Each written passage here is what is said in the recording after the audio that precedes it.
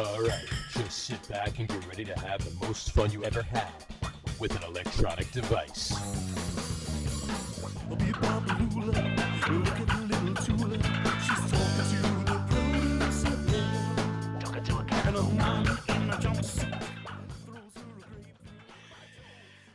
All right, everybody, welcome out to the Get On With It Sports Show. It is Wednesday, January the 22nd, 2023. No, it's 5. Jersey Johnny coming at you with me, as always, another Mr. RadioPete and Mr. Harry Lug Nutz. Say hello, gentlemen. No, I'm not going to say hello. All right, don't say hello. I will say aloha. Say aloha. Say, which I think means hello and goodbye, right? I think it means both, actually. Yeah, I think it means both. You used in both instances. And I say goodbye. That could be it too. So, how are you, gents, on this fine, frigid evening in the? Well, it's frigid in the Northeast. I don't know how it is in the Midwest. I'm not in the Midwest. Don't ever insult Denver by fucking calling us the Midwest. Well, you're not the far West. We're the West. You're just the How West. is it in? How is it out west? How is it out west? It's you're actually warmer today than it has been in a long time. Any bikini skiing going on? Not in my world, no. If there is, then it's going to be. In other words, was it that on warm? A job site? Have you been bikini skiing though? No. I've never been skiing. Gotcha. I love the fact that you lived in Denver for almost 22 years, almost 32 years, and you've never gone skiing. No, I never will. It's overrated. It's expensive, and it's Well, it's expensive the first time because you got to get everything, but then once you have everything, it's a little cheaper. Nah, it's expensive. I don't know. Lift tickets are pretty. Time is critical, and I'd have to get a whole new wardrobe. Do you though? I got to start wearing a vest and drinking kombucha. Yeah, that's the thing, John. Either that, or I got to get a flat brim and start. I would love to see him skiing at Copper Mountain in what he wears on stage with Log. Well, I would do that, but it's look. I don't need to pay money to put myself in danger. Have you lived There's other ways to hurt yourself. There's cheaper ways to hurt yourself. Yeah. Our healthcare system is not really the best. Not so much. No. And it's skiing worse. Although skiing in Denver is much different than skiing here on the East Of Coast. course, that's like actually skiing here on the East Coast. It's like, how much can you sketch over the ice? Yes, and not fall down. Yes. So people in the Northeast have to realize that you're not really skiing, and people here in Denver have to realize that that's not fucking pizza. It's fine. Everybody has their thing. Yeah, that's interesting trade-off. Yeah, I guess you could look at it that way. That's true. So anyway, I'm trying to put something up here. It's not. It's getting here. Hold on 1 second. I think it's going here. Is it? Hold on. Maybe not. By the way, folks, this is our second show with Restream.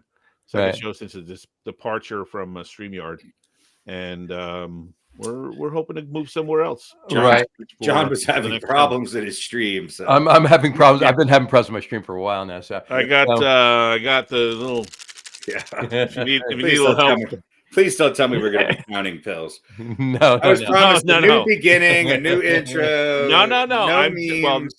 When we move to this new format, we're gonna have a lot is going to be different. There's going to be. I'm just saying. John, intros. There's going to be a new intro. Promised jet. I have help if you have a little issue with your stream. I may have to take you up. I knock on wood. I have not had any issue with my stream. All right. Well, not that anybody. If you do, we are now sponsored by Cialis. So, and it's a rare night where I get up in the middle of the night. I could still make it through the whole night without, Okay, so. you know what? Well, for some gentlemen, that's the only knock on wood. Yeah, for some gentlemen, the only time they can get up is in the morning, if you know what I mean. But well, yeah. There you go. So, I don't have anything for that. I'm sorry. Anyway, all right. Go to the gas station for that. Yeah, you got the gas station boner pills. That's all you need. Yeah. All right. We got our. Well, let's kick it off because we got some football to talk about. There's a couple things going on in that world, but let's kick it off with the memes of the week. Really, let's blow through them. There's 3 really cute ones. Well, wait, I was promised no fucking memes. Well, here's the thing. No fucking memes. No, 2 weeks ago it was 1. No, we're done. Next, week, football. Meme of the week. Football. The first. These thing are we're good. I talking couldn't about decide between these 3. football. I'm just gonna put them up really quick. No, Asian misspelled. No, Asian no. food. It's nothing to that. Here we go. No. So this is the first one. Borderline racist. Here we go. Skinny dicks halfway in. Just no. All right. I thought that was interesting. This one is good too. I need your help to see which is the best. It's the one that's going to go online. The other one is help wanted, free Viagra for people willing to work hard. All right. Yeah. So Somebody this is a for real. Which meme is Yeah. for real? The most for real. Most for real, exactly. Right. And then this last one, of course, is Beaver Liquors at the Whistling Cooler in Saratoga South. The best damn liquor prices around. Ooh, All right. are all Which- good So are we choices. starting with pro football or college football? Which of those 3 goes up on the Facebook page? That's what None. I need from you guys. I would go with Viagra. I think that's the best one, all right? Sure. Yeah. I couldn't decide. I mean, there's a certain subtlety We to could it. get a sponsorship by Blue Chew. Blue Chew. What if we get Blue Chew. sponsored by Skinny Dicks? You got to get up to Or get get down. sponsored by Skinny Blue Dicks. Chew. Skinny Dicks and Blue Chew. Skinny dicks halfway in. I thought that was pretty funny. That's why I couldn't tell between them. So anyway, so I think it is. We're gonna go with this one. This one will be posted on the Facebook page. People are good at it. Yeah, Help I wouldn't wanted, mind a free Viagra for people I willing wouldn't to mind a work Viagra hard. sponsorship. Why not? What the hell? I know. All right. All right. Can we get off Facebook too? We can. That's not good for you anymore. Anyway, It's a little tough. Facebook's dying. Facebook's dying. yeah, It's well. only for old farts like us now. Well, I mean, who watches us? 21-year-olds? Come on, Facebook is for people with Yeah, red that's- hats that don't have a Bills logo on them. that's true. Well, I figured if I was gonna during the playoffs get a chance to wear this on this show, this I spoke with the refs, the other day, and it seems like this is probably going to be the only show I get to wear this. This is the last time. Yes, at You least till can, you next can wear it season. whatever you want. All right. There doesn't have to be a theme to what you wear. Well, You've no. wore- how many shows have we done? You've worn. I could. They all look the same. They're either Yeah. red or blue or white. That's true. With Well, but Johnny wants who's to wear the 25 on the Bills? Thurman Thomas. No, LaShawn McCoy, actually. This was Oh, LaShawn McCoy. gosh. Yeah. He wants to fly the colors of a winner, and I there's do. only one more chance to do that. Hopefully not. Well, is this a transition? Are we talking about the NFL? Yes, we are. Well, Okay, I'm good. trying to get You there. just caught guys. it, right? You Good, just caught yes. it, right? Okay. Excellent. Yeah, right. So here's the trying to thing: get should the Bills feel good about that win? Yeah, they won. That's Yeah. all that matters. The Bills should That's feel all that matters. The Bills should feel better about that win than the Chiefs should about theirs. That's all I have to say. Well, I don't know about that. Here's It's the thing: win or I go think, home, they won. And I don't think the Bills are playing up to their potential. I really don't. Now, having said that, a little shaky, no question. that was the Super Bowl. Those were the 2 best teams in the AFC, I think, in the NFL. I think actually, and that's. I think you're right. I do Yeah. think you're right. I think either and Baltimore seems to have a dark black cloud over their head for whatever reason. I don't know. Maybe because they're a fucking annoying, shitty organization. That could have something to do with it. Maybe it's the ghost of Ray Lewis. It's murderers. I don't know. But the real issue is that they had a chance to put the Ravens away, a really good Ravens team who was favored on the road. And I just walk away from that going, you know what? The Ravens lost that game. The Bills didn't win it. Is that going to have any impact on them having to go on the road now where they're to play Kansas City 0-3 in the last 3 matchups with them in the playoffs? Mhm. I don't know. Everything was leading up to some really good juju and momentum. The Bills could cleanly put away the Ravens, and they just let them right back in that game. They have a minute and 18 seconds left. They got the ball with 2 minutes and 30 seconds, and it took them less than a minute to march down the field and score. Lamar Jackson's a great quarterback, but look, it just tells me if it's a close game, the Bills can't stop an elite team from scoring. They can't. Well, and their offense became dormant in the second half. Well, that's yeah. Maybe they can't stop them with a minute and 30 seconds or 13 or whatever it was. But that's true of a lot of teams in the NFL. Why is But that? this- That's a whole other podcast. Well, because of the way the NFL is set up to favor offense and the way the rules favor receivers and all that sort of stuff. 100%. You know, 100%. but look, this was, I mean, I'm not as surprised that this was a close game. I agree with you. The Bills got conservative, as so many teams do, and that hurt them in the end. But look what else happened. The Ravens had their kind of typical game, or Lamar Jackson had his kind of typical game, had a couple of turnovers, semi to completely, oh, I won't say completely, but, you know, kind of choked in a big situation once again. You think Jackson And choked? well, he fumbled and he threw a pick.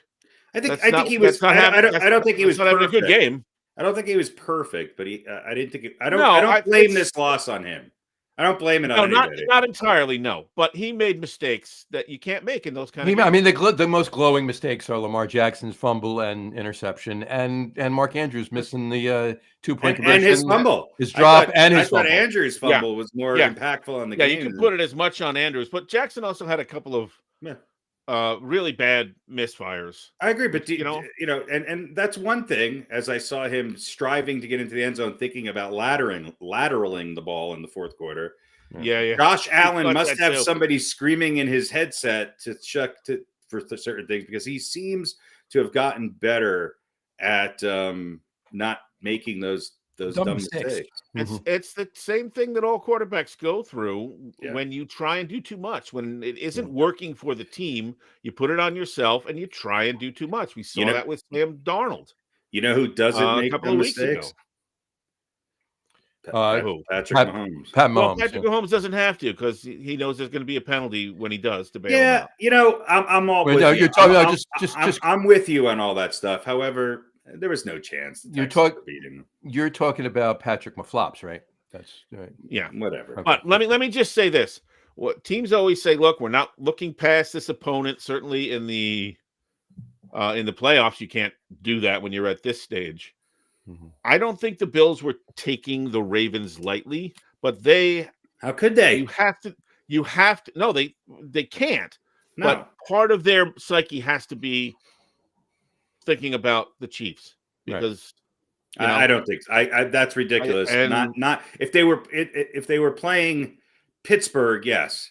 Not the Ravens. No, I don't think they wanted to do that. I think they can't help it. Yeah. Because everything they've done so far this season is leading up to, the goal was, obviously they want to win a Super Bowl, but the real goal is what they're hoping to do against the Chiefs, which is win the conference championship. That has to be in your mind when you've lost 3 out of the last 4 to them, or 3 in a row, or whatever it is. Mm-hmm. So it's I think it's impossible to completely get away from that. Right. Not that they're taking the Ravens lightly, but it's in the back of the head a little bit. And they did what all teams do. The Ravens and Bills were equally matched. I think if you were to really scratch it out on paper, the Ravens are probably a better team on paper. The Ravens were a 1-point favorite, if I'm not mistaken, which means they were a 4-point favorite, because the Bills were home, so you get 3 points for that. So if the Ravens on the road were 1-point favorite, it's here's my problem. Here's my problem with the Ravens, is that they seem to disappear for quarters and halves at a time. Yeah. How is this team that's so good lose to Cleveland and lose to... It's a divisional game. Well, that's bullshit. I know it is, but it isn't, though. Yeah, it's just they're familiar with them. They should have been at home, but they weren't. And the Bills, sort of lost out on home field advantage too. And Kansas City didn't even have to play the last weekend of the year. So here's my take: is I think Kansas City and the Bills are as equally matched as the Bills and the Ravens were. Mm-hmm. I don't know about that, because I got to be honest with you. The Bills only have 53 players on the team. I know. Here we go. The Ravens have 60. Fucking podcast. The Ravens have 60. It's tired. I get it. We don't have to talk about it. It's tired. It's true, though. It's tired, though. Tired, but true. There was nothing glaring. There was horrible calls on both sides. I'm not even talking about the game against the Astros. So, but my point being is that last year when they played, it came down to a missed field goal. Yeah. Right? Yeah. So I think the Bills are gonna. I think the Chiefs have a better kicking game. I don't trust this Bills kicker again in a clutch situation. I don't know. I would like to think that the Bills should beat the Chiefs, but I'm not. I can't convince myself. As big of a game as that was, and they won. They came out ahead. There was something about it that felt a little icky. And I don't think it's good. I don't think they have the momentum they wanted having to go on the road now and play the Chiefs. And oh, by the way, the Chiefs, all their old horses who have been in the stable all year, are finally waking up and playing the best football in the last 12 months. So at home. Yeah. I hope the Bills win. The whole country hopes the Bills win, except for Kansas City and Taylor Swift fans. Mm-hmm. But I don't know. And I think just the opposite. I think the Bills are pumped and primed because this is where they have wanted to be. I hope you're right. I don't think pumped and primed is enough. If you can't get up for, it's not a matter of getting up. It's a matter of executing. And there's just something about this Bills team that I just. Yeah, but the Bills are not the Steelers. They're not like this mediocre team that made it into the playoffs. No, they're a very, very good team. They've been relatively, dominant, or at least as dominant as anyone else in the East, the whole year. So, they're the 1990s Knicks and Heat, and they're not going to win until they get to play Kansas City without Patrick Mahomes in the playoffs. And it'll still take a 4-point play by Allen Houston to get them past. Yeah, there we go. So I understand what you're saying. It was closer than it should have been. But I don't think this. And I thought it'd be a good game. I did not like the way they played the second half, and I'm not convinced. Look, I think Dan Campbell got outcoached, and I don't think either coach in that Ravens Buffalo game proved to me that they're even in the same conversation as Andy Reid. That's my takeaway. I mean, we'll find out on Sunday, right? So. We will. Again, I think Buffalo has more talent than Kansas City. I think 100% Buffalo has more talent than Kansas City. The biggest thing that Kansas City has going for them, the biggest three things, is Patrick Mahomes, Andy Reid, and Steve Spagnuolo. Yeah, but you can win Super Bowls with those three. Right, and Kansas City's defense has improved. I know Chris Jones is amazing. And the defense is good, but offense wise. Buffalo's offense runs circles around Kansas City's offense. If it was just, if everything was equal, there shouldn't be game. I mean, lots of Super Bowl champions that don't have great offenses. Hey, that's why we play them on the field and not on great. Paper. Efficient offense with a solid offensive line and a stellar defense. 4 Steelers championships, 2 Cowboy championships, 4 New York Giants championships, 3 Washington Redskins championships, not stellar offenses. Mm-hmm. Well, I mean, the Giants' offense in the first Super Bowl was pretty up there. Yeah, they scored a lot of points. They did. So, all right. Well, that's this tired old story. Is the AFC? Everyone's talked about that, and now us too. So let's move on to the exciting part, which is the kid. Yeah, the kid that I desperately wanted. The Commodores, baby. The Commodores. Douche-knocker to trade up and get. And apparently, I don't know if you saw the video, and I guess it was part of, I didn't see it on Hard Knocks. I didn't watch every episode. His kid said trade up for Jaden Daniels. I mean, everybody you only get one shot at this. Everybody knew Jaden Daniels was one Giants don't run the way Giants don't run the way the Jets do. Well, but they should have, though, in that instance. Decide what to do. Here's what Washington did. His rating was too low on Madden, so he didn't get the gig. That's what it is, right? Washington got a new GM. Right, a new coach, a new quarterback. Mm-hmm. Yeah, so that's what you need to do. This is a great story.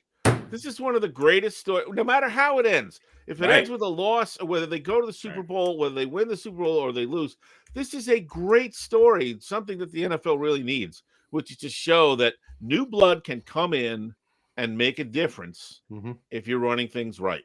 Yeah. Now, granted, they didn't play in a great division. But they did play with, a team that's pretty good in the Eagles. So it wasn't a lot of other star quality in that division. But well, I mean, this this is a great story. It's a great story, and the the division is only one part of the story. You're talking the well, conference? I was going to say not the conference, no, the division. He's talking about the division, the Giants and the Cowboys and what they did. Yeah, I'm talking about getting enough wins to get into the playoffs, Right. and So, but I mean, they didn't squeak into the playoffs either. They were what? 12 No, and 5, they didn't at all. They didn't at all. Yeah. So and how they progressed and the plays they've made and the way Daniels has been able to be wise beyond his years. Yeah, they did have a lighter schedule though, because their record last year was not really. You saw signs of it a couple of years ago, actually, with the Commodores, with their defense. Yep. And all of these teams have something that is the most important part of making a successful football team. They have somebody, at least one person in their organization, who can pick a fucking offensive lineman in the draft. And can go out and build enough depth at the O-line that their quarterback is not beaten to shit every game. And look, I don't care what you say. Yeah, Saquon Barkley is phenomenal, but he went from, riding in a Ford F-150 with 450,000 miles on it to being escorted by, a Cadillac. And it's a big difference. Look, Daniels is great. He's athletic. He has time. He's a quick decision maker. He gets rid of the ball quickly, but there's never anybody in his face when he's throwing the ball. Right. Put him on the Giants, and it wouldn't have been the same results this year. No. I'll tell you that. Right, or but he Chicago, also has the ability to extend the play too. He does, but he also makes quick decisions and gets rid of the ball. And I think he's young enough that he doesn't know the consequences, and he's talented enough to overcome that. And he's got enough weapons, but I'd rather have an offensive line than 4 great receivers. Give me 2 good receivers and an offensive line. We've been talking about the demise of the offensive line and the and defensive line as well. I'll tell you the one thing is that Josh Allen gets hit a lot, and he's got a lot of balls where he's got guys just right on him. Yep. And if he had that the last couple weeks, it's going to be even worse with Kansas City, because Spagnuolo is going to be able to get pressure on him, because that's the only way you beat him is to get pressure on him. He doesn't have the receiving core that he did 2 or 3 years ago, where there's no option of double teaming their number one. You can do that. I think the running game, Buffalo has to establish the running game, and quite honestly, I think Buffalo needs to score first. Mm-hmm. But in the NFC, I think it's going to be. I think Washington has the ability to get out big on the Eagles, and if there's one weakness with this Eagles team, I don't think their ability to come back from a big deficit is within them. The key to both the Bills and the Commanders winning their respective games is to getting out to a lead first. I mean, this goes for any team, right? But I mean, right. This is kind of with the Bills, it's time of possession. With the Bills, it's time of possession. With the Commanders, it's make Philly play from behind. Even if it's 3-0 or 10-7, it's still a different mindset, right? Than them, being able, because if they can be up. I mean, this goes for anybody, right? But if they can be up by 2 scores with 5 minutes left, I actually have more faith in the Commanders coming back than Philly coming back. Well, absolutely. Well, they've proven it. Yeah. They have the playmakers to do plus it. Plus, you got the is Hurts hurt? How hurt is he? Yeah. Mm-hmm. I mean, today he said, I'm going to be there Sunday. Well, of course you are. If you have 2 legs, you're going to be there. But, how much is it going to affect them? How much I don't expect anybody on that team will use it as an excuse. Right. But you wonder, whether that's a factor. And especially when you're behind and when you're back and when you're scrambling and when you're throwing. Mm-hmm. And, that's when that injury is going to rear up a lot more than if you're just handing the ball off. Sure. So, absolutely. Anyway, all right. Well, good games. I don't know. Let's talk about the Lions a little bit. Let's do that. Were we right about them with our lack of faith that no one had drafted them in our league until the coin in the freaking 8th spot? I mean, were any of us thinking, they're gonna go to the divisional round and then get out coached and Goff's going to have a terrible game. And my personal opinion is that of all of Kansas City showed a little bit of it too, but that week off does something. There's something to be said for momentum, and you take a week off at that time of year. Now everybody gets a week off during the year, right? And some people come back from their bye weeks and win a game. And some people come back and lose them. Obviously, it's 50-50, right? That's how they play them. But when it comes down to the playoffs, I think that week off is a detriment more than a luxury. I really, really do. And I've said that before, but I really think it really reared its ugly head with the Lions, because I know now I'm not saying they would have won the game, but they would have been a lot closer to. So let me ask this question. Let me ask this question. Are they better than they showed and they had a bad game and they lost? Yes, they or is this where they are? They're not quite there yet. I think they were definitely are, but say were because they're done, were a better team than Washington. Washington had the momentum. Washington had the balls to go in there and do what they did. And I put a lot of that on Jane Daniels. I put a lot of that on Dan Quinn.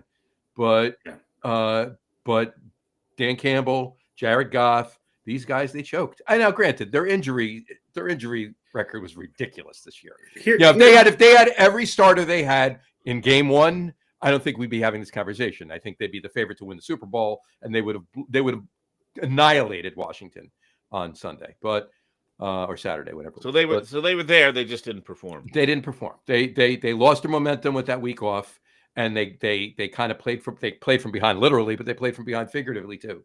They were choking. They were nervous. They played nervous. They played like, oh shit. They played not to lose. They didn't play to win. They played not to lose. And it screwed them up. Yeah, I really believe that's what happened. And I think which seems out of place for Campbell. Absolutely. And I honestly think but that they were still I think that they're going for it on fourth down all the time. Of course, but in my mind, it is ridiculous. You got there's it's good to be aggressive like that, but put not some every points up. single Put time. 3 points up for put 3 points on the damn board. But all right, Harry, were they? Sorry, go ahead, John. No, I was just going to say, the injuries definitely affected them, but I think the biggest issue this past weekend in that loss was the week off. I think that really did them in. Yeah, I don't think it had anything to do with it. Here's the reality with the Lions. They're not a good defensive team. Sorry, John. You're wrong. They're not a good defensive team. And congratulations, you're getting their defensive coordinator, who was 24th last year and 12th this year. They're not a good defensive team. Not a good defensive team because they had 77 injuries on the defense. I agree. So last year they were healthy and they were 24th in the league in defense. But they still made it to the championship game with that defense. Let me finish my thought. Go ahead. I listened to you for 20 minutes. Let me finish. I'm shocked he said that. They're a great offensive team. Okay. But Jared Goff became Jared Goff of, his LA days. And Jared Goff didn't have a perfect game. From LA. He didn't have a bad game, but he didn't have a perfect game. He threw a couple of interceptions. They turned the ball over, and there was never a chance that Washington was not going to match them possession for possession. This is the difference between the Commanders and the Bills. The Commanders never let off the gas pedal, ever. Ever. And if they needed a field goal, they got it. They just kept going down and putting pressure on the Lions. And from the third quarter on, it just felt like this is over. This is over. It's just they're not going to catch up. They can't, because they can't stop Washington. Right.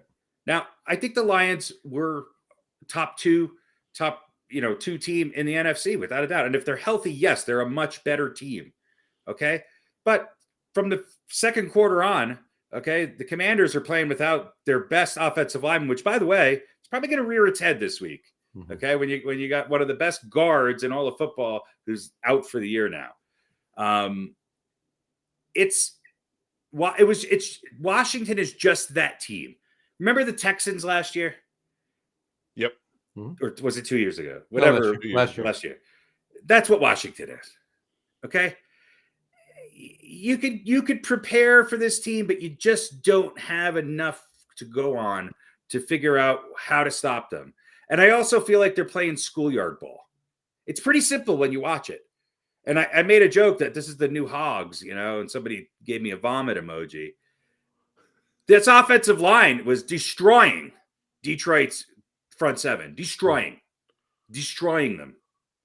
So, yes, Jaden Daniels is a big piece of this. But that offensive line controlled the game, and Washington had a balanced attack that I don't know what the time of possession differential was, but I'm assuming Washington won that battle. I think if they could do that again against this Eagles team, I think they got a shot. I just think that they're young enough and have not been here that they don't. The pressure is they're playing with house money. There's nothing to lose.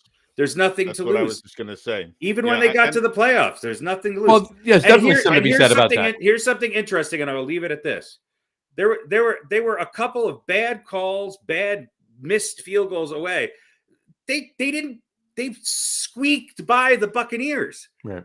So, what would it have been like if the Buccaneers played? What would we be talking about if it was Baker Mayfield right now playing in the NFC Championship game? Very well could have been. I agree. When I said before, I don't think the week off had anything to do with it. It could, but I don't think it's as big a deal as people make it out to. I think for the Lions, it was a blessing because they were able to get a couple guys back that probably would not have been able to play had they not had a week off. I agree with you 100% there. And I didn't really mean that it is always for every team a detriment. I meant it was that much more for the Lions. But here's the other thing. They got those couple of players back. They got those players back, right?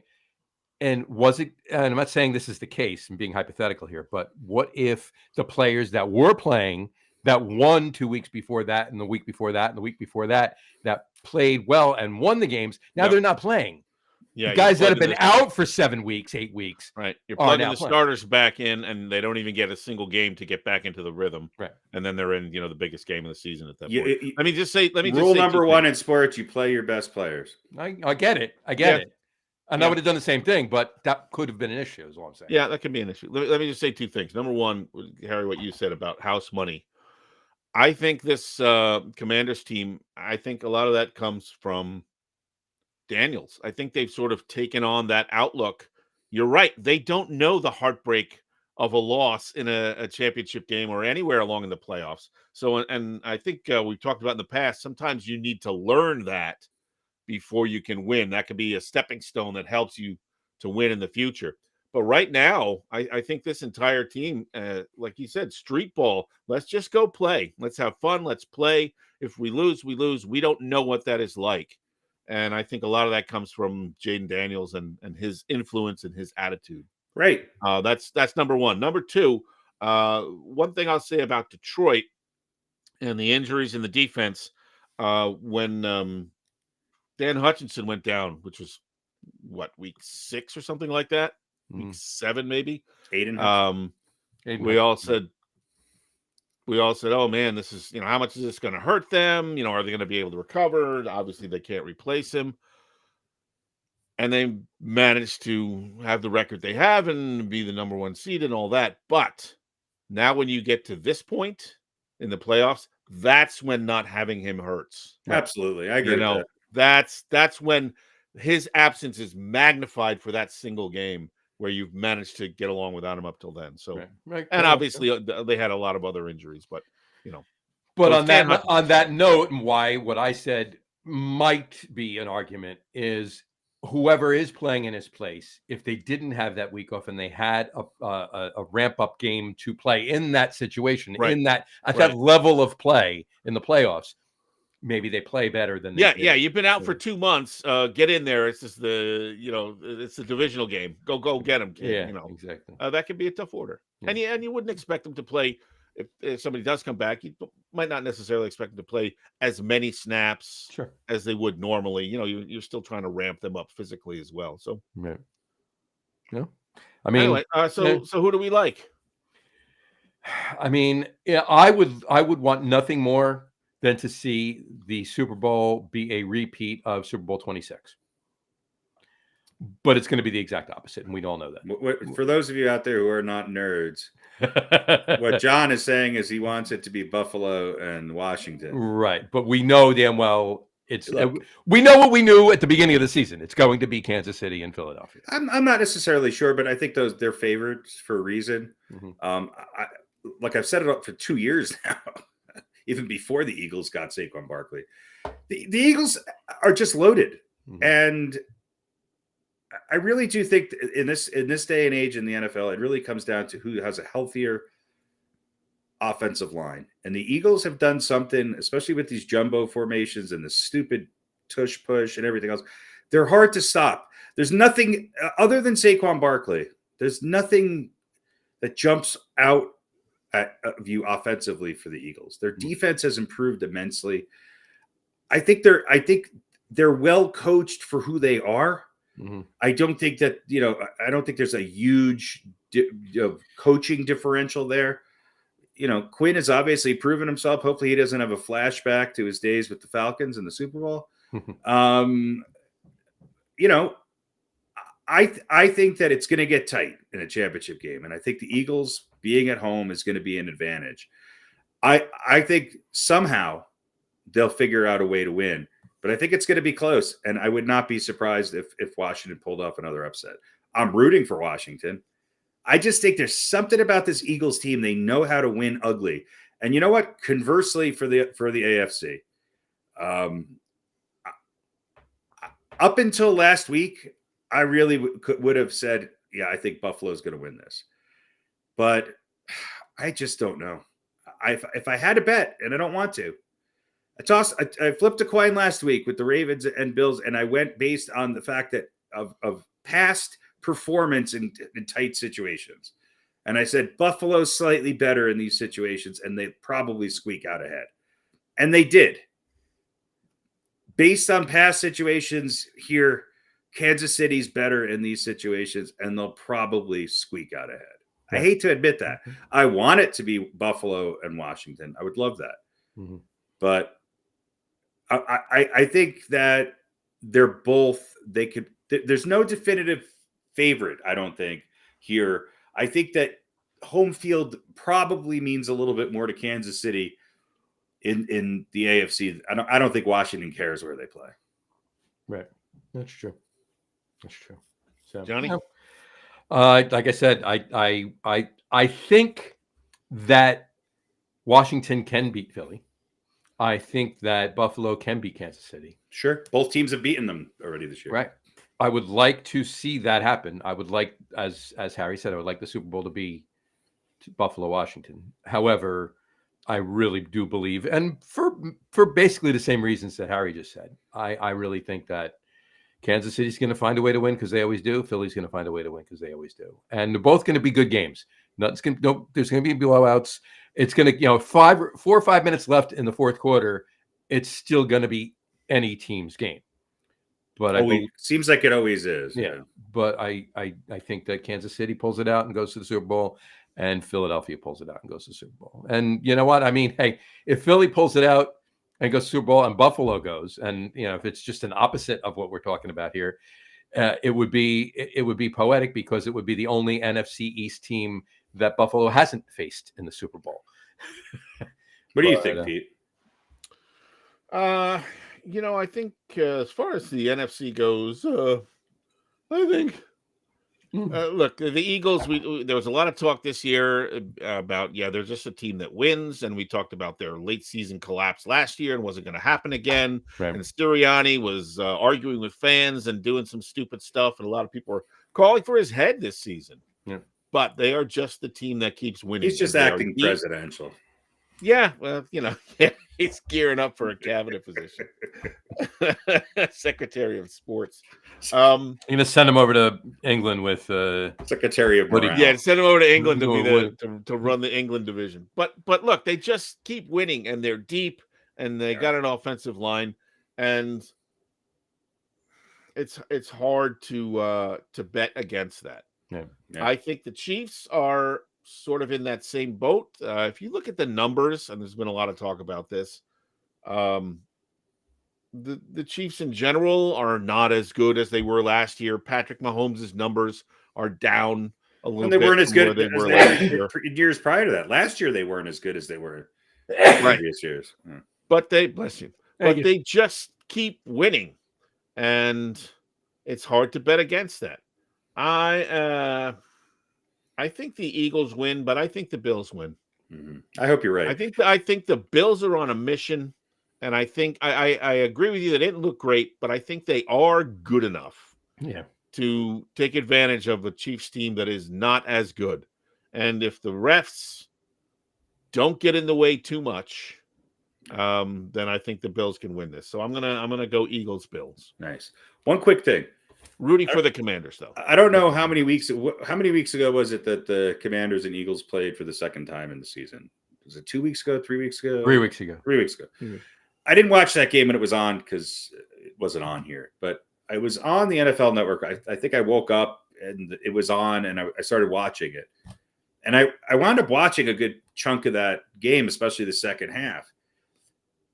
The way in which the Commanders came back and won that game, that was the moment when I knew, oh shit, there's something going on here. Because if you were to back up the tape of that game, even to the third quarter, the Eagles were high-fiving and celebrating, but the Commanders just kept playing.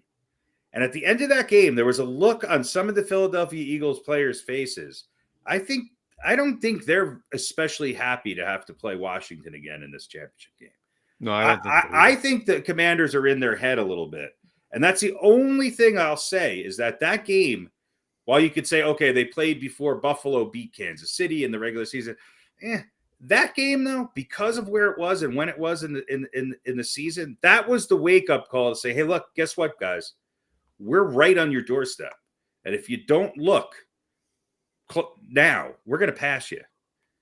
So now, whether that's going to be a real wake-up call for the Eagles, or if they're going to look at that and go, yeah, it was kind of an anomaly. They won, but we're still the better team. We let them win. We lost that when they didn't win it. If they take that approach, then go back and look at the looks on their faces after that game. That was a oh shit. This isn't just a hot rookie who's able to keep it close. This is a team. This is a team that can beat us. Right, but whether that stayed with them is my point. Because you can justify it and you can look back at it, and you can look at the mistakes you made and go, "Oh yeah, okay." I think it stayed really with them. Not as good as it. I don't know. The question is, will it be a motivator? I don't think it was a lack of motivation that is why the Eagles lost that game. I just think that because the game was the duration that it was, Washington just beat them, and it was a comeback win for sure. But it wasn't like, oh, we're going to let them back in the game because we're not playing. No, it wasn't an NBA 20-point comeback. It was oh shit, this team's really good. Right. Well, if Washington somehow does make it to the Super Bowl, make it past Philly, it'll be the first time in history that a rookie quarterback got to the Super Bowl. Yeah, and there's only been 7 second-year quarterbacks. There's only been 7 second-year quarterbacks that have made it to the Super Bowl, and only 4 of those have won it. That's Kurt Warner, Tom Brady, Ben Roethlisberger, and Russell Wilson. But yeah, no. It's a tall order. But you know what? The football gods, they love history. They love to see history made, but not as much as the baseball gods, I don't think. But so maybe we'll see it. I think it's going to be really close. I would love to see the Commanders win. I think the Eagles they're too good. Yeah. But I think the Bills are going to beat the Chiefs. I think whoever his name is eluding me right now, but Sam Cosmi, is that his name? The guard for the Commanders. I think that's an unfortunate loss for them. I think that's going to be big. Yeah. So we'll see. All right. There you go, folks. Quick couple other football notes. Mainly Pete, but both of you, how do you feel about that hire for the Jets? Aaron Glenn. You want me to go first? I do. I love Aaron Glenn. How can you be a Jets fan and not love Aaron Glenn? And hopefully he will make a great NFL coach one day. Mhm. But However, this is What? not the hire the Jets should be making. Yeah. Don't bring in another neophyte defensive coordinator. Mhm. Much as I love Aaron Glenn, if you want to bring him in as your defensive coordinator, that'd be fine. You need an experienced coach. Doesn't have to be a Super Bowl winning coach, not some retread with a losing record, but it's got to be somebody who's done this before. This can't be a first-time head coach. Mm. And I wish Aaron Glenn all the luck in the world, and I hope that I am wrong, like I maybe have never hoped I am wrong in the past. But Mhm. I don't think this is the right hire. I got for head to. coach. I on that note. Well, you know what? No, I'll say this right now. The last time the Jets hired a head coach with experience was probably the worst coach they've hired ever. Well, at least one of the worst coaches they've hired ever, and that, of course, was Mr. Adam Gase. Was it Gase? Yeah. Gase, yeah. So, But he was high all the time, right, as we know from that press conference. right. So, Whatever it takes. him aside, before him, the last time before that, the Jets hired a coach with head coaching experience in the NFL. You got to go all the way back to Bill Parcells. Yeah, every coach the Jets have hired since in this century has had no head coaching experience, none. Right. And of all 22 head coaches in the Jets history, only 4 or 5 of them have had head coaching experience. All of them have been neophytes. So there's and we see, I mean, with the exception of Ryan, right, we see a long list of failures. Mm-hmm. You know, it's a lot of teams. Here, probably the worst head coach in the Jet, or at least again one of the worst, depending on where you want to rank him up against Gase, is Rich Kotite. Right? He actually had head coaching experience. He was the head coach of the Eagles for 4 years before the Jets. The Jets have made some really bad decisions. I mean, the Giants have too, and a lot of other teams have. But the Jets are maybe up there all-time worst head coaching decisions in the history of any NFL organization. Mm-hmm. I mean, it's just they've picked some losers over the years. Mm-hmm. Having said that, I don't think this is going to be a top 10 finish for I think the Jets picked the wrong Detroit coordinator. You think the Bears picked the right one? Yeah. And to your point about them having to pick an experienced coach, I don't think Ben Johnson was ever going to the Jets, though. No. I'm just saying he's going to be a good. The Bears are a tough place to go and become an offensive-minded coach, but there's something about that guy, and I like the way he kind of laid down the law in his press conference the other day. Kind of like that. Tell me who is experienced and actually available. You know what? I don't know. That's not my job. I know. If the Jets want to pay me, I'll do the research. But it is my job because I think about it every year with the Giants. And you know what? There's there's nobody. Look, what do I know? Because the best coach in the history of the NFL has been sitting out there for a year and a half and no one's hired him. So what do I know? But I don't think there's any super. And rumor has it that he actually called Woody Johnson and asked about the trade. I don't think. But his son said no. So I don't think there's anybody available that his Madden rating was too low. Yeah, who seems to be rating. Right. Who seems to be a good option for this? Now look, Mike Vrabel's getting another chance. Let me throw these names past you. Would you have both of you? Would you have thought? Would you think this is a better hire than Aaron Glenn? Brian Flores. No, I think Brian Flores is horrible. Okay, sorry, I'm throwing it past you, Pete. If there's no one out there with experience that we consider good, then I mean, if the Jets are taking the approach of they want to bring someone in and as a coordinator and groom them for the head coach, someone like Aaron Glenn, let's say, then Brian Flores might be a good interim. Might be a good interim. But no, I don't think he's the answer that's going to. Let me ask you this. Two. Let me throw another name out there. Two, yeah. Okay. Then you fire his Then you ass fire and his promote the defensive coordinator. And then you go Bring interim Gruden. again, and you go interim again. The New York interims. Yeah. Let me throw How another many name out. games in a season? You give him 30 games. The interim decade. Let me 32 throw another, now. let me throw another name out there 34. for you. I'm sorry, 34. Let me throw another name out there for Who you. else? John Gruden. You I'd know, love to have John Gruden. Why not? I wouldn't. I think Gruden's a clown. Can he coach up? I think, yeah, Kenny. I think he had I one think good the time year away in the I think 90s, and he has not been successful since. Well, I think the early time away 2000s, we won the has Super Bowl. Okay, whatever. Yeah. maybe mellowed him a little bit. I don't. He's Well, he's having fun at Barstool Sports with Frank the Tank now. So I mean, yeah, he's enjoying himself. that think tank of fucking. Just get him on this show with us. Yeah. And then the other name I was going to throw by you, and Harry brought it up already.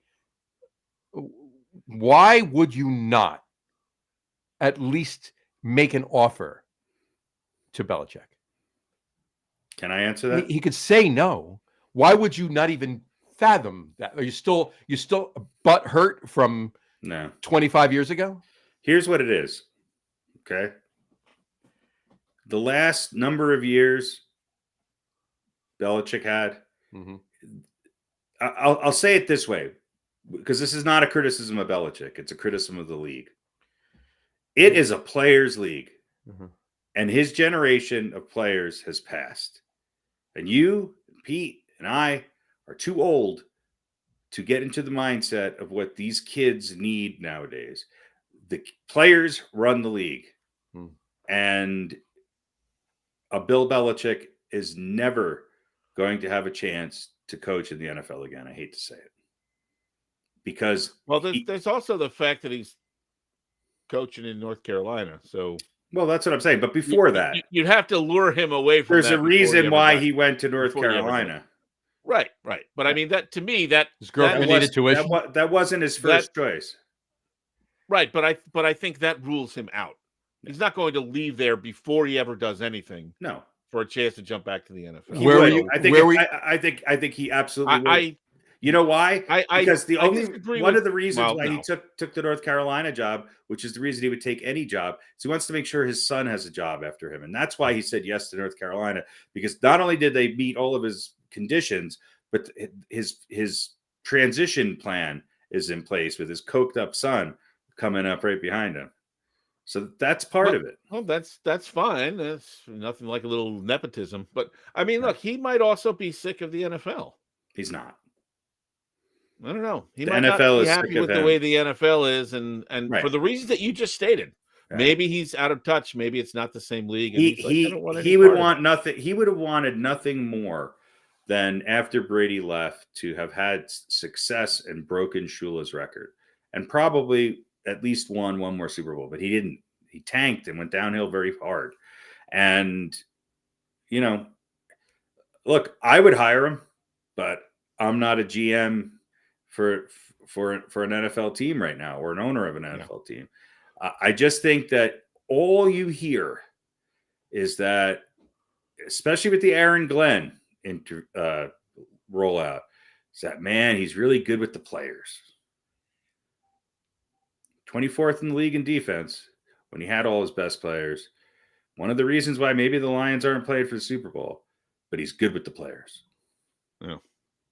And to your point, John, I don't know why you wouldn't at least make him an offer. Okay. Or maybe they did and it just didn't get reported. But yeah, you have to reach out to him.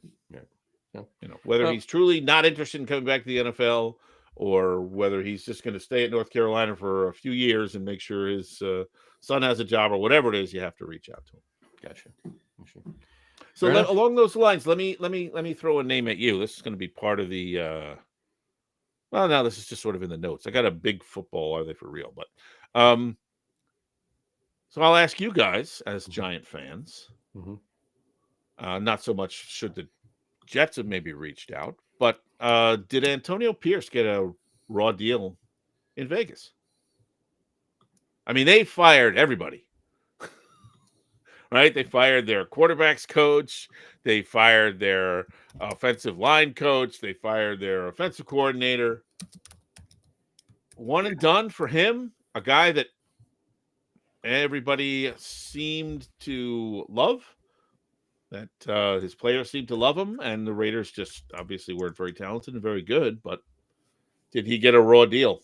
Was this the plan for the Raiders all along? Maybe they have somebody else in mind that they couldn't get last year. I think Antonio Pierce will have another shot, and I think it's going to be in a better situation than the Raiders. But I think that it's a lot of new ownership there, and I think they just wanted him out. I think Antonio Pierce might be better as a coordinator position. I don't necessarily think he's the best game manager out there. And I think he got off to a good start with the Raiders, but they're kind of a team that underperformed, in my opinion. Mm-hmm. They've had some instability. He wasn't given the best, personnel. There's been a lot of change in that team at quarterback over the years, but they had some talent there, and it just seems like they've been under. They're not making the most of it. They're not making the most of it. Yeah. And unlike Tampa Bay, or unlike, the Raiders remind me of Jacksonville, or they remind me of the Dolphins, where, they've got some players. They just can't seem to win games. And yeah, go ahead, finish. No, I mean, that's kind of my thoughts on that. I honestly tough division too. Tough division. It's a very tough division, clearly, right? But I think the biggest, certainly not far from the only, but I think the biggest problem that the Raiders have is the same problem that the Cowboys have. Mm-hmm. Weird owner. Weird. Get out of the way. Yeah, that's flip a coin for. What's his name makes. What's his name makes Mark Davis. Mark Davis makes Jerry Jones. Jerry Jones seem normal. Right? A little bit. Yeah. I mean, that should be an entire episode. Who's weirder, Mark Davis or Jerry Jones? I'm gonna side with Jerry on this one. Which of those two would you feel comfortable having a drink with without anybody else around?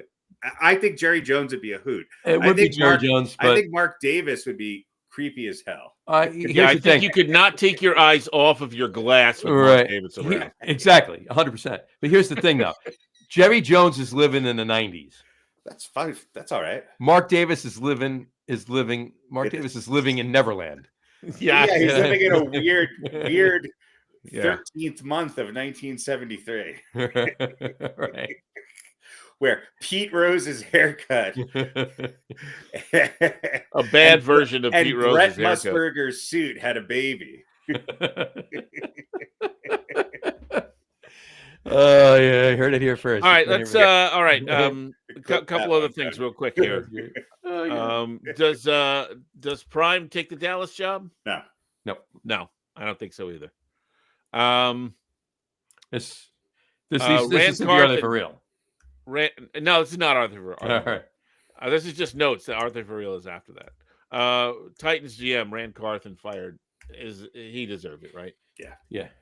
They just haven't done anything. Although I kind of feel bad. That was an organization that was pretty damn good for a number of years in a row. They're getting into the playoffs every year. They lost their best player in Eddie George with Ryan Tannehill. And then you think, all right, they're going to be. They finally are where you thought they were going to be for the last 5 years. They were an elite team for 6-7 years in a row there. Yeah. I don't think they're that far off from a rebuild from being back there. I think there's something decent in that organization. They're not Jacksonville, which is just chaos. Yeah. Things are changing too. But Jacksonville has a quarterback at least, although when you look at the numbers, you can easily make a case that what's his name is a bust. Can't think of his name right now. The Jacksonville QB. Trevor Lawrence. Trevor Lawrence. Yeah, you can say Trevor Lawrence is a bust for a number one pick. But last rumors now of Sam Darnold leaving Minnesota. None of us think he's going to stay, right? They're not going to pay him big bucks when they've got J.J. McCarthy. Well, here's they're the going only. to spend the Darnold money on building around McCarthy. Yeah, 100%. Right? And the interim quarterback, if they need a starter for a few games before J.J. McCarthy's ready to go, it's going to be Daniel Jones. And that's so now they're saying McCarthy Darnold might go to the Raiders. Yeah, I can see that. I think Darnold's value has dipped. I think you can get him for far less than what you might have, and it could be a shorter term. Yep. If I was Minnesota, I would actually sign him if he would sign to a 1 year with a player option or something like that. They could tag him. They could tag him. I'm not sold on J.J. McCarthy. Well, nobody's seen him. Yeah, I'm not. I wasn't sold on him in college. Well, yeah, but I mean, they drafted him with the intent of making. All right, so let me ask you this: he would have been the starter if Darnold had a great year. Hold on. You went to within one game of the NFC Championship. Okay, what was the Vikings' record? 15-2, 14-3, 14-3, 14-3. Right. What other quarterback goes 14-3, and you don't want him back? The guy who was potentially exposed the last 2 weeks. Again, though. As he's Sam Darnold, and when things aren't perfect, he's Sam Darnold of the Jets. Yeah, you're not going to be 14-3 anytime within the next 5 years with J.J. McCarthy. Heard it here first. Well, you can't say that. I know that for a fact. Know it for a fact. It's more probable that you're right than wrong, but you can't say that. You don't know for a fact. But here's the thing: we're talking about Minnesota. Well, you're talking about Minnesota. We're talking about Minnesota here. Minnesota had good teams with Sam Darnold, with Kirk Cousins, with Case Keenum. Okay, yeah. It's for some reason it's plug and play at quarterback for this team. You know what? They're good at drafting? Offensive lineman, defensive lineman, defense. Well, specifically more on the skill player sides. There's nobody better at drafting running backs and wide receivers than the Vikings, and tight ends. Throw them in there too. Yeah. Down in the second, third, fourth, fifth, sixth rounds, they get them. True story. Yeah, You're right. It is more of a plug and play. If there's ever been a systems quarterback, it's probably Sam Darnold. A system for a systems quarterback. Right, yeah. It's Minnesota, and if there's ever been a systems quarterback, it's Sam Darnold, yeah. For the first time in many years, I would say that Sam Darnold might be the best Kirk Cousins out there. Yeah. But I think he's going to get I think he's going to get more money from somebody else. Yeah, I think he's going to get more than Minnesota wants to pay him. Yeah, you might be right. I think you just go right ahead and start McCarthy then. You don't need it. Well, I only meant that for injury wise. If he's and McCarthy's also what 34. So I mean, he's It's 36. All right, last question here. Mike Tomlin. Mm-hmm. I know the Steelers aren't going to get rid of him, but should they? I mean, enough already? No, we're just going to keep going and losing in the playoffs anytime we get there in the first round. Is that really what you want from the Steelers? When I was watching the Steelers, we have the culture, we have the process and all that, but we can't win playoff games. So what is the ultimate goal here? And I'm not advocating for it. I'm just asking. These are the arguments for it. He's had enough time. He hasn't gotten it done. Mm-hmm. I think that he is – this is a weird comparison. I feel like he's the Aaron Boone of the NFL with not as much talent, okay? And maybe a little bit more control over what he gets. But having Russell Wilson and Justin Fields is kind of like having Giancarlo Stanton and Gary Sanchez. That's, here, we got you some talent. Go for it, you know? And granted, he had a lot to say at that. I feel like he's such an institution there that you have to give him one more shot.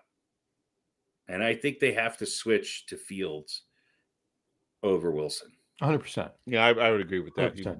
But the Steelers, you can't deny what there is no coach that can do with what he has better than Mike Tomlin. No one. And yes, they fall short in the playoffs, but you go out and get him.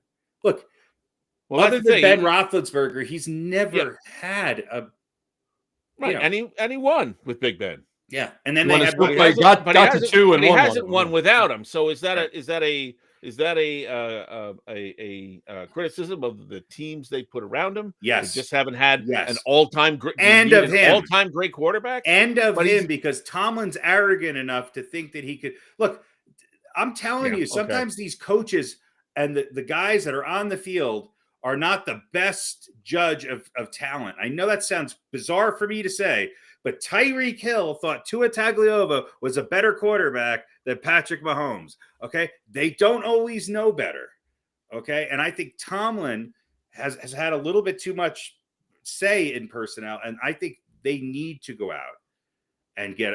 And if Tomlin has a quarterback, it's just somebody who doesn't turn the ball over, but who can make the big plays when they need to, and that they can invest back in their running game. I think the Steelers are right back in an AFC championship game in 2 or 3 years. I really do. I would not, again, because there's nobody out there that's better than Mike Tomlin. That's available. But aren't there other? But if Mike Tomlin never gets you a playoff win since Big Ben, then what? I think another coach doesn't even get you to the playoffs. Yeah, I think that's the trade-off, though. Yeah, because I mean, look at the teams he's had to work with, and he winds up with, even if he doesn't get you to the playoffs, much less a playoff win, he's gotten you a winning record every year. Yeah, with nothing sometimes. Since Big Ben. Maybe Buck Showalter is a better comparison. You know what I'm saying? Yeah. Like, I just feel like, wait, doesn't Aaron Boone have a brother? He's always, yes, he does. Bob, well, his dad was. He's always given, like, here's one decent plate and, like, here's a bunch of random shit. Now make a dinner out of it. They're not giving him enough. No, really. Ever since they lost, who was the crazy running back that went to the Jets? Who was great, but Tomlin said, "You're crazy. Fuck off. I don't care." Le'Veon Bell. Le'Veon Bell. Yeah. And look, there's no other team that knows how to draft crazy receivers. I mean, they are right there as far as drafting the craziest of all time. Mm-hmm. But he is old school, where he's just like, I don't give a fuck how good you are. If you're going to be a shithead, go. And so he'd rather have. They just haven't had the dominant defensive players that they've had in years past. But I don't think they're that far off. I don't think they're that far off. If, like I said before with the Jets, there was somebody else who was really good, who was out there, I'd say, yeah, okay, that makes a lot of sense. But for the Steelers, I don't think there's a better option than Mike Tomlin. And in fact, I kind of hope that there's somebody on their staff that they could groom to take over for him. Well, there you go. Be a way to go, I think. That's true. He's been at it longer than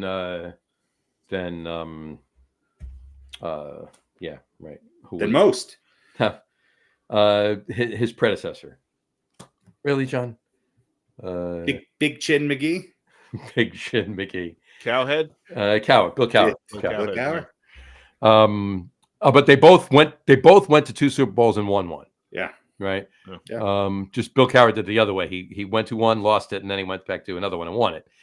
Tomlin did the other way, won it, and then went and lost it. But it's been 13 years since 14 years since the one he went to and lost. And they each won one with Roethlisberger. They each won one with Roethlisberger. Yes. Which, I mean, I don't know. They each won one with Roethlisberger. Tomlin lost one with Roethlisberger. Cowher lost one with Neil O'Donnell.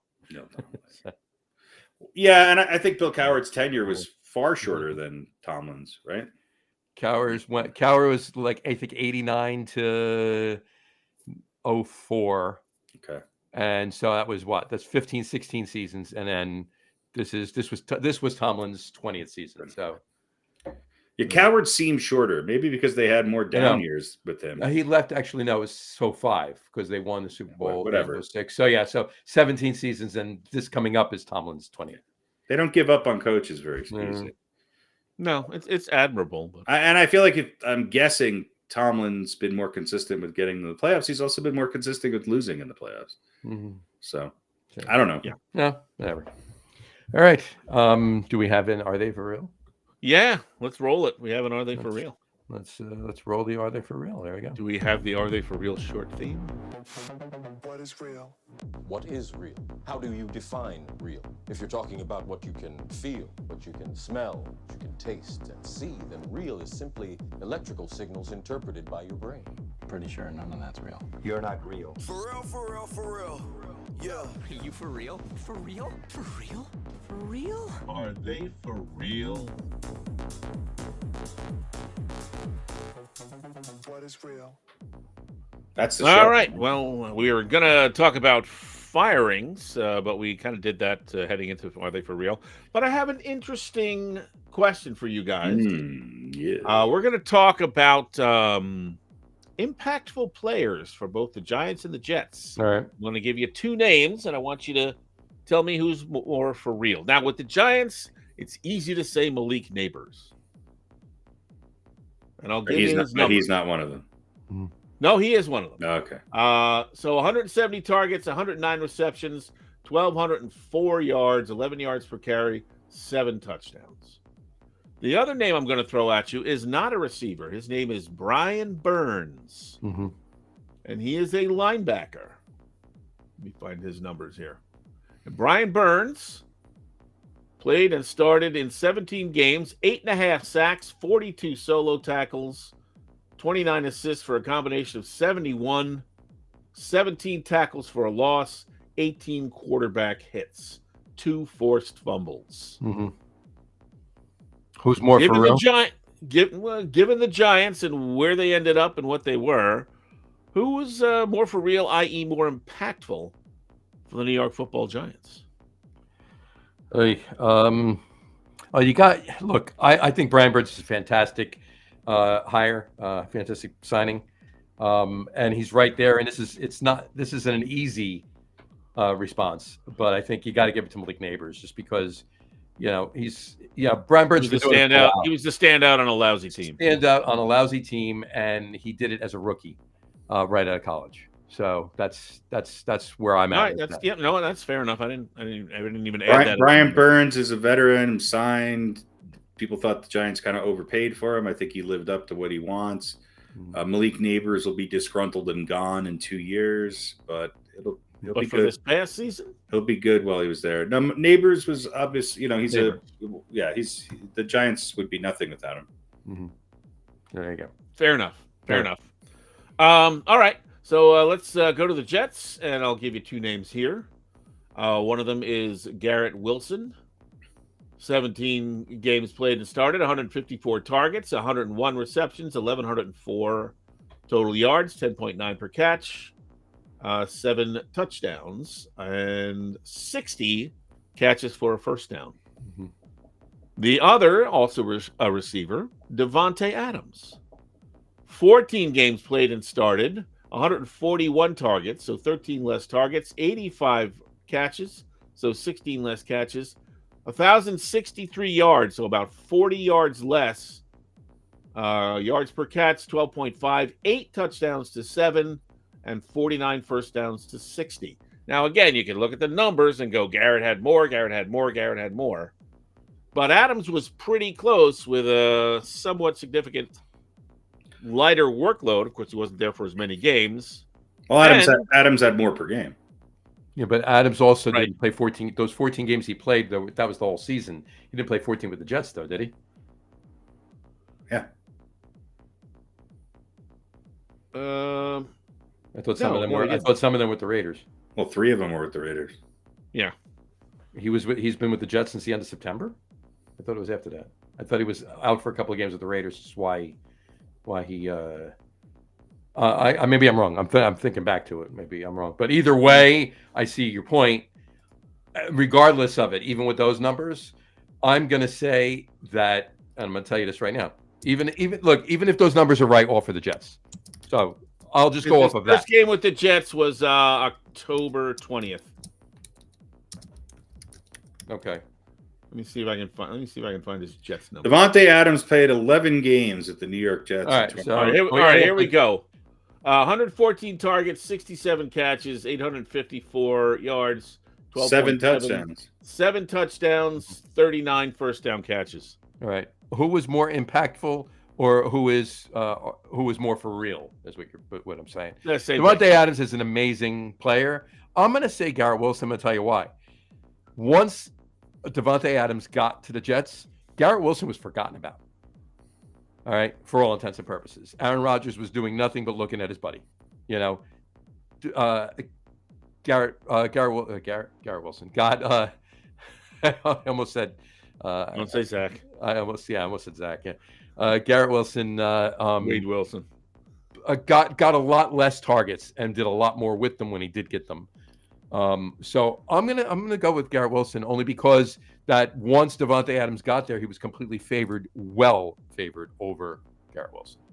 So I don't think he was favored, but it favored by Aaron Rodgers. Well, if you look at, I was just looking at the targets that they got. It seemed to be pretty even.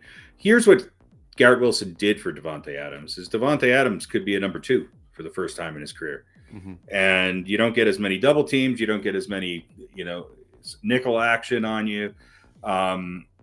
So, and yes, Rodgers, of course, was going to throw to him a little bit more, but he did spread it around.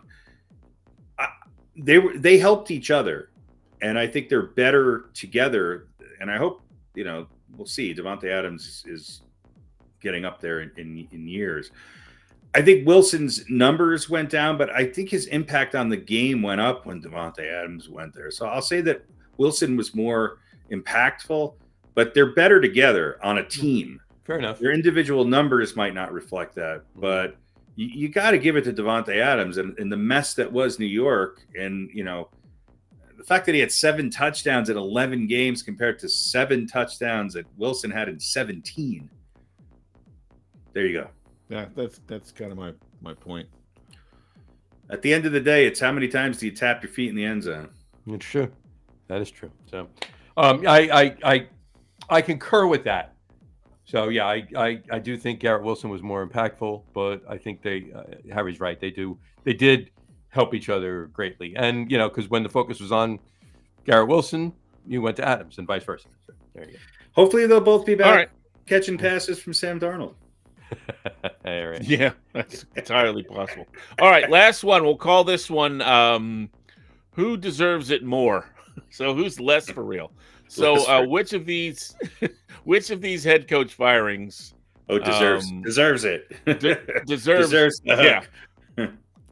So we talked about some of these, but I'll throw them in there. So we got McCarthy. Okay. We've got Antonio Pierce. We've got Doug Peterson from Jacksonville. We've got Gerard Mayo from the Pats, and we got Mr. Saleh from the Jets. Of those 5 names, who deserves it the most? Yep. Who deserves the axe the most? McCarthy, Pierce, Peterson, Mayo, or Saleh? Well, I'm going to say Peterson. I'm going to say Peterson too, because McCarthy. Because everyone hates him and he's a jerk at Jacksonville. Yeah. Well, the other ones I feel sorry for him because they were brought into situations that were just messy and kind of no win. Right. McCarthy Jacksonville was messy and no win. No, but they had some talent, and they went to the playoffs 2 years ago, didn't they? Look at it this way: Pierce, that was his first season. I would not including interim time last year, year before. Right. Mayo, first season. Saleh, raw deal, should not have been fired when he was. Should not have been a head coach. But he was there. What he was doing, they didn't do anything differently, and who knows? They might have won more games with him staying than they did with Olberg. Right, still not good, but yeah, and still not good, but not as egregious. And McCarthy, they just couldn't agree on amount of years. He didn't. McCarthy actually didn't have a bad season considering how the Cowboys ended up. Right, he didn't. So, of those 5 names, definitely Peterson, because he had time with the number 1 prospect from a big years say. ago, and a big say in that, and a big say in a lot of things, and just didn't do dick. I made it to the playoffs last year and lost in the. I think Peterson's time in the NFL is up. Yeah, it's enough of the visor. Time to hang up the visor. Time to hang up the visor. Or start let cards. me ask you this. Between Mayo and Pierce, who got more of a raw deal? Mayo. Pierce. Well, I think equal. I don't think either of them were given a chance. I thought Mayo was like sort of like a sacrificial lamb. Yeah. Pierce at least. But he was a guy everybody on the team liked, though, right? He's of course, and he was something they of were super excited about patriot. it. Yeah. I think the reason they have no talent around him, and look what he was. I mean, I don't know. I agree with Harry. They both were about equally as far as the raw deal goes. The reason I would put Mayo over Pierce is because the only reason Mayo got fired is because Mike Vrabel was coming in. If Mike Vrabel was still coaching in Tennessee, Jared Mayo would still be the coach of the Patriots. Period. Yeah, so that makes it a more of a real. And by the way, what has Mike Vrabel done as a coach? He got to the playoffs a lot. He's got a winning record, I think, right? Got a winning record. Not by much. See, Did well. This is all it takes. Mm-hmm. Well, yeah. I mean, the plus he can come in as the sixth linebacker, right, when they need him to. Right. Yeah. Exactly. He's going to be a player coach. Exactly. Only. It looks like he still can, kind of. Mm-hmm. He could probably couple plays. The field goal rushing team. Maybe field goal kicker, based on how the kickers are this year. I could be wrong on this. I don't think I am. Who was the last player coach? It wasn't head coach by any means, but last player coach. Newt Rockne. more recent than that. Was it? It's in the 70s. Tom Landry. Oh, the guy for Oakland, right? Tom Landry. No. Yeah. You're close with Tom Landry though. Fred Biliknikov? Because Tom Landry was his head coach. Tom Landry was his head. Roger Staubach. No. So it was a Dallas Cowboy player or Giants? Dallas Cowboy player. Dallas Cowboy player was the last player coach. He was a coach, but he wasn't a head coach. coach. A coach. It wasn't Tony Dorsett, was it? No, he's gone to 1, 2, 3, 4, 5 Super Bowls. Or he had gone to 5 Super Bowls. Didn't win any of them, but went to 5 Super Bowls. So he must have played for the Bills. Yeah. Was the Giants head coach for 4 years too. Oh, Ray Hanley. Ray Perkins. Ray Perkins. No. I don't know. Who the fuck cares? Dan Reeves. Dan Reeves. Dan Reeves. What was his coaching job? I believe he was a linebackers coach. I believe he was. Memory serves. I'm not even looking at it. I'm just going by memory. So, and the last player coach, I'm pretty sure of this too. The last player coach in Major League Baseball was with the Mets. Was with the Mets in the 70s as well, later 70s. No, Rose did it after that. Did he? Yeah. Okay. All right. Well, then the last player coach for the Mets was this one, and it was Joe Torre. Oh, I didn't know he was player coach. Yeah. Interesting factoid. Mm-hmm. So, anyway. I feel like baseball, you could still kind of pull that off. Yeah, you could. Yeah, to a point. Who would be the best candidate for a player coach in the next 5 years? I don't know. Maybe Albert Pujols. Yeah. All right. Or it'll probably be Ohtani. He'll be the first coach that doesn't speak English. Yeah. He's a pitcher, designated hitter, coach, and a GM. Why not? Throw it on. Well, you know what? Speaking of anybody can balance the books, it's Ohtani. But as long as he doesn't have his assistant doing now, he's going to bring him in to make sure everything gets. Speaking of baseball, though, and Ichiro, the Hall of Fame class is out. Yeah, CC, Ichiro, and somebody else. I don't know who else. I forget. Ichiro got in. Billy Wagner got in. Billy Wagner, yeah. Billy Wagner, good player. And hold on. He was Lindsay Wagner's. CC, Billy Wagner, and he married Lindsay Wagner, didn't he? took her name. Took her name, yeah. He should have taken her bionic arm. She didn't have a bionic arm. She had bionic hearing and legs. Well, right. She could. Some would say that's one way to describe them. But I just want to say about Ichiro, one of the few Yankees I ever liked. And let me ask you guys this: all 2 years he was there. Yeah. But still, if Major League Baseball had when he was starting out, the hunger for Japanese players that they have now. Imagine if he played almost his whole career. Then the Dodgers would have won the last 17. I think they were World just as Well- tasty back then. Series.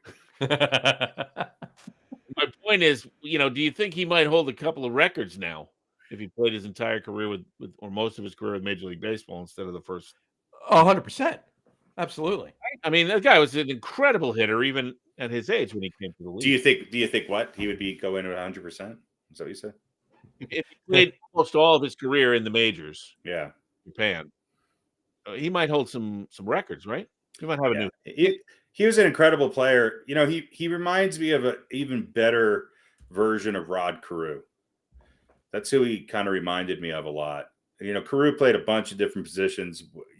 We kind of know him towards the latter part of his career in the 80s, but Ichiro was still even towards a great outfielder, great base runner. Just his on base percentage was insane. Didn't strike out. He's everything baseball is not today.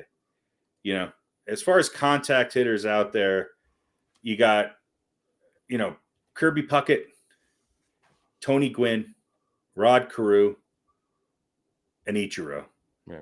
I don't think there's, maybe Wade Boggs, but it's a lost art for him. You don't see it very much anymore. That's true. Because he had very little power. But he didn't have, it wasn't like he had none. And, but man, he could put the bat on the ball. And then once he got on base, he was a monster and a great defensive player. Defensive player. Great defensive player. Mm-hmm. Yeah. One of the best baseball players I've ever seen in person in my life. Yeah. And Beltran was 19 votes short. And He'll get in. David Wright got 8% of the vote. So he actually will remain on the ballot. So I don't know if he'll ever get in, but Beltran will get in. But here's a question. Here's a quick question for you. When Beltran does get in, who does he go in as? Does he go in as a Met?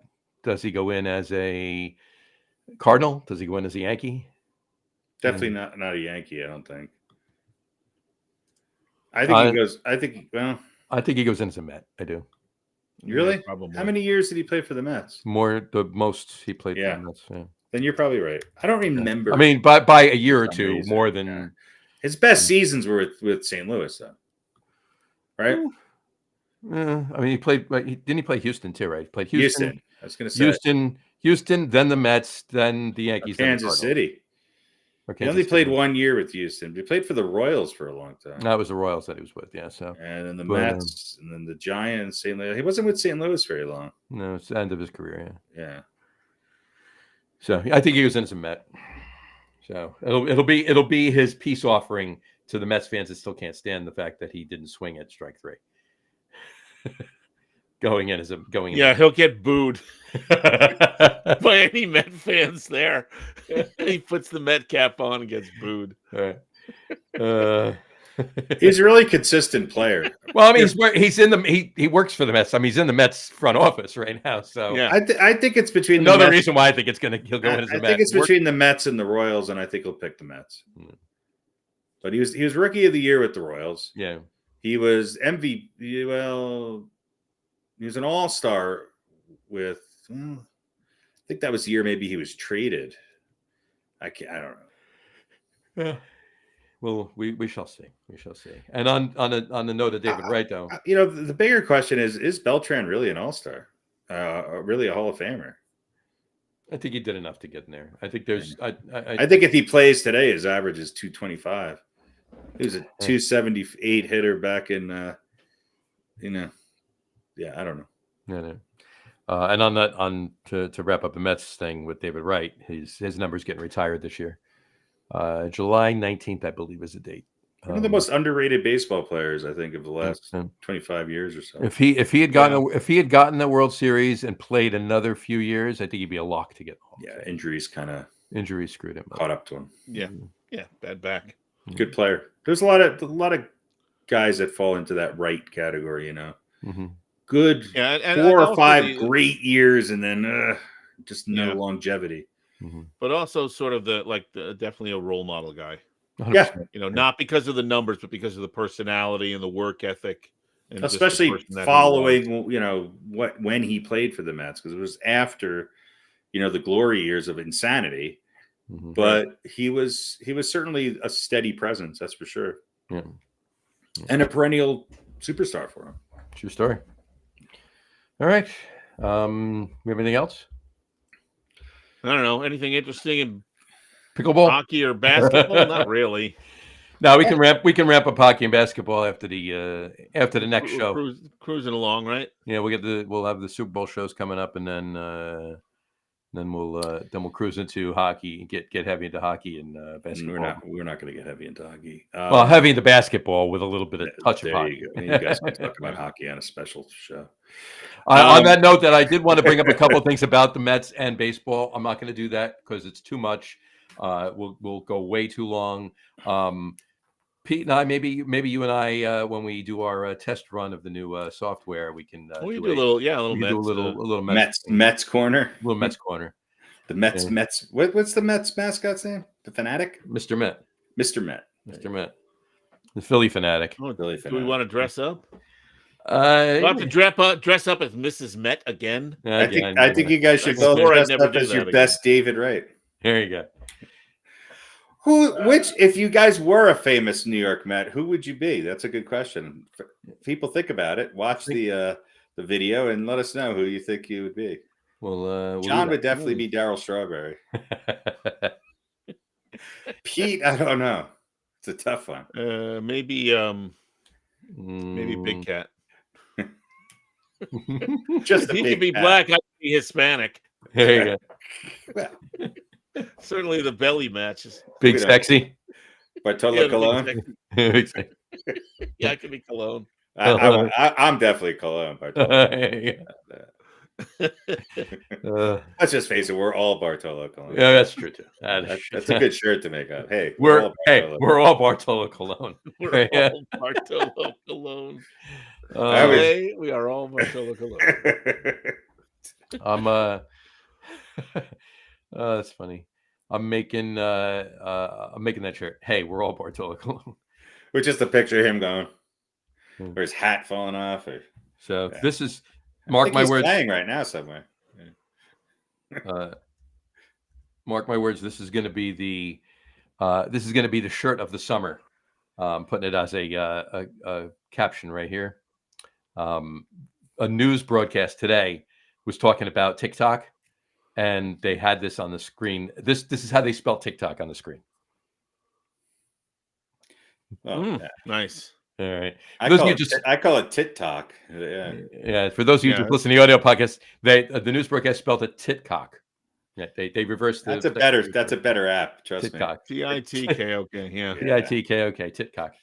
So yeah, you watch this summer. There's going to be 100 shirts. 100 companies making those Titcock shirts. Titcock. Only Titcock's going to make it. I know. I only buy authorized Titcock merchandise. Exactly. I guarantee you, somebody's already reserved the name and bought the website. God, I hope so. Yeah. Well, I'll get a mug. There you go. What are you drinking? Just hold it up. There you go. Titcock. Titcock. Titcock. There you go. All right. Not a fishing company. We should probably sign off before this goes any further before downhill. it goes any further downhill, and we'll. I thought we were done. Yeah. I thought we signed off 5 minutes ago. Maybe on Friday we'll post it if we're going to do the Mets Corner Show. We'll probably do it on Friday, so look for that. Anyway, on that note, we will wrap up the show for today. I want to thank everybody for watching. If those of you just listening to the audio podcast, thank you for listening. Don't forget to visit our website, www.getonwithitpodcast.com. That's getonwithitpodcast.com. And please remember, like us and follow us on all of our social media, Facebook, Twitter, and Instagram. Just search for the Get On With It podcast. And of course, all of our shows are available on YouTube as well on the Logger Room channel.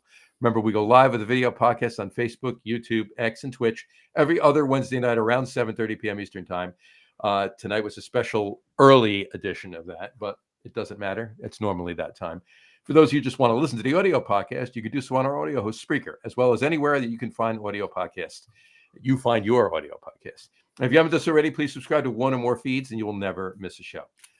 Again, thanks for following along with us. Have a great rest of your week. Have a wonderful weekend. Enjoy championship weekend. The championship games this Sunday, and we will talk to you in a couple weeks, folks. Take care. Cheers. Congratulations, Ohio State. Yes, Yeah, we're a sports podcast. Please, Let's I talk could about not the- care less. Let's I talk could about. not care less. Let's talk about the Couldn't Mets. care less. We'll talk about that in 2 weeks we'll talk about it in 2 weeks. Yeah. Yes. with a fresh take. Congrats. Fresh take on college football. Yeah, exactly. Congrats, Ohio State. Stale take. Go to hell, Ohio State. But Bye, everybody. our 9-hour draft show.